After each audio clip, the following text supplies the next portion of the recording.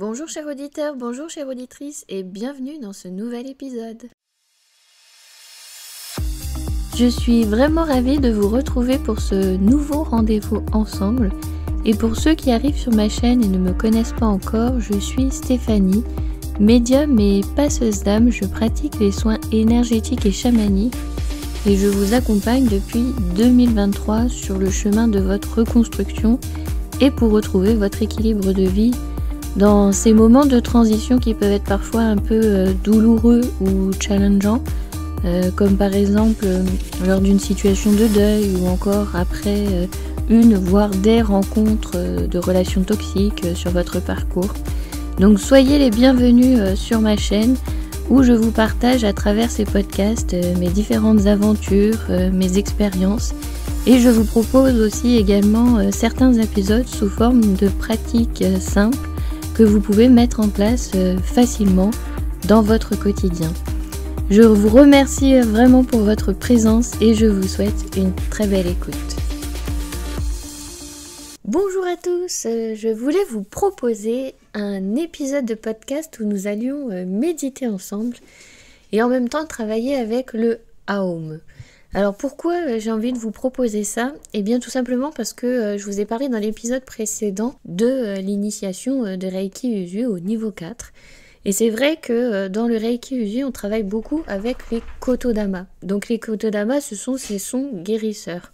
Donc vous connaissez peut-être les symboles Reiki, si vous voulez. Les Kotodama sont reliés à ces symboles Reiki, à savoir que Mikao Usui avait d'abord ces sons guérisseurs et a ensuite traduit ces sons sous forme de symboles parce que ça lui a été demandé en fait par ceux qui venaient apprendre avec lui. Ils avaient besoin de ce support écrit. Si vous voulez, ce symbole, ça sert surtout à matérialiser les choses dans la matière. Donc ça peut vous paraître étrange dit comme ça, mais comme on travaille avec ces sons guérisseurs d'un point de vue énergétique, pour ramener des choses vraiment ici, dans le concret, dans la matière, on trace ces symboles, c'est à ça en fait que servent les symboles. Donc c'est vrai qu'il y a une controverse de est-ce qu'on doit utiliser ces symboles ou pas. Alors je trouve que c'est à chacun en fait de déterminer où il en est par rapport à ça.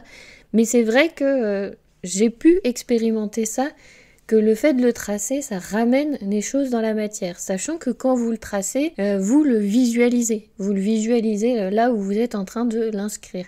Donc par exemple, quand vous êtes en train de les inscrire pour un lieu, pour créer votre cocon protecteur, par exemple pour faire une séance, eh bien vous visualisez en fait ces symboles sur le mur. On trace aussi parfois sur les personnes pour renforcer. Donc par exemple, c'est ce que je fais sur moi, quand j'ai mal à un endroit, pour renforcer cet endroit parce que j'ai pas forcément envie de m'arrêter, je souhaite continuer mon activité, eh bien pour renforcer cet endroit, je trace les symboles.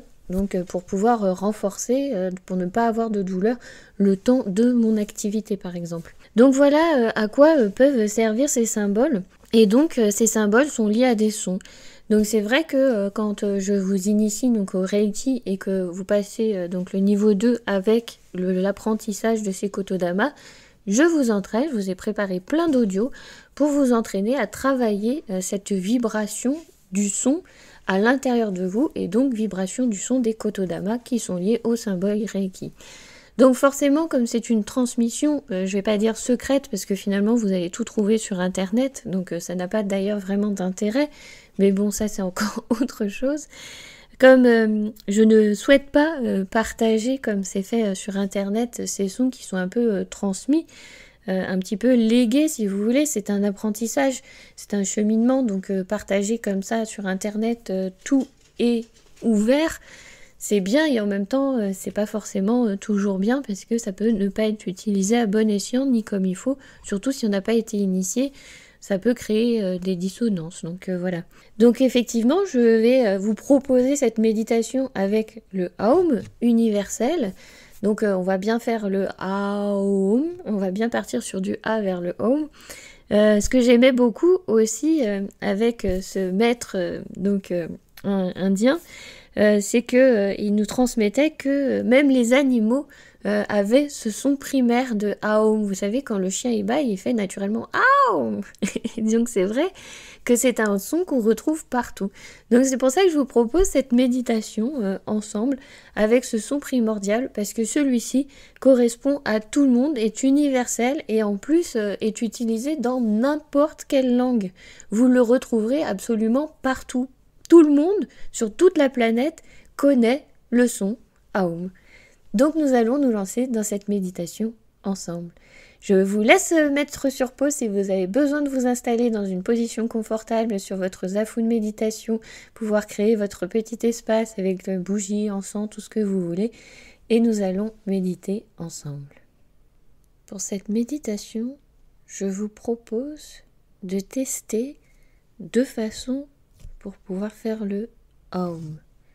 Une façon plus vers le bas, vers le grave, qui fera vraiment vibrer votre cage thoracique. Je vous invite à essayer, déjà la bouche fermée en faisant en essayant de ressentir cette vibration. Et une autre proposition avec plutôt votre voix de tête, plutôt dans les aigus, plutôt vers là-haut. Je vous invite à tester l'exercice avec l'un, avec l'autre ou avec les deux. Et pendant cet audio, moi je vais vous faire les deux. Je vais faire une alternance.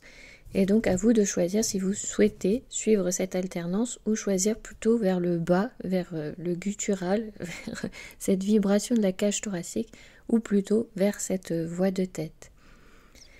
Je vous laisse prendre quelques instants pour fermer les yeux et vous recentrer sur votre respiration.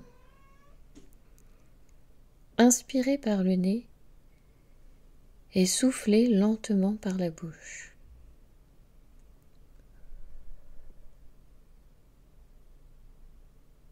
Inspirez par le nez et soufflez par la bouche. Et pour cette 3e respiration, vous allez inspirer fortement et souffler très fortement en relâchant les épaules.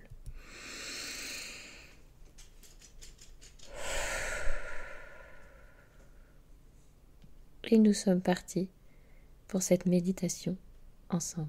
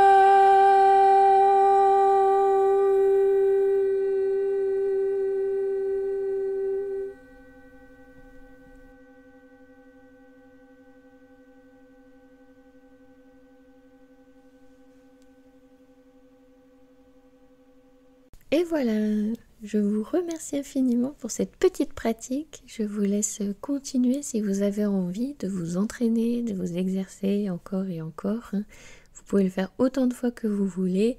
Testez avec cette vibration, testez avec cette voix de tête, voyez ce que ça vous fait, les sensations, qu'est-ce que vous avez comme ressenti dans le corps. Et puis ensuite, faites vos propres choix, si vous préférez l'un, l'autre, les deux. Mais voilà, c'est comme ça qu'on s'exerce avec les sons guérisseurs. Et pour ceux qui souhaitent se former au Reiki Usui, n'hésitez pas à aller sur mon site, à regarder au niveau des prestations ce que je vous propose pour le Reiki de chaque niveau, donc de 1 à 4, pour ceux qui souhaitent être praticiens et pour ceux qui souhaitent devenir maître enseignant. Il y a tous les niveaux qui sont disponibles, donc n'hésitez pas à aller regarder, à poser vos questions. Je suis toujours là pour y répondre et pour vous accompagner dans ce cheminement, bien évidemment. Je vous remercie infiniment pour votre écoute et je vous dis à la prochaine. Et comme toujours, je vous envoie toutes mes amitiés. Je vous remercie pour votre écoute. Si vous souhaitez en savoir plus sur mes accompagnements, je vous invite à aller sur mon site zenome.fr. Et si vous souhaitez rester informé pour les prochains stages de passeur d'âme, les différentes initiations aux soins énergétiques que je propose, eh bien n'hésitez pas à vous inscrire gratuitement à ma newsletter, comme ça vous resterez informé de toutes les nouveautés. Merci encore, je vous souhaite une excellente journée, après-midi ou soirée, et je vous dis à très vite.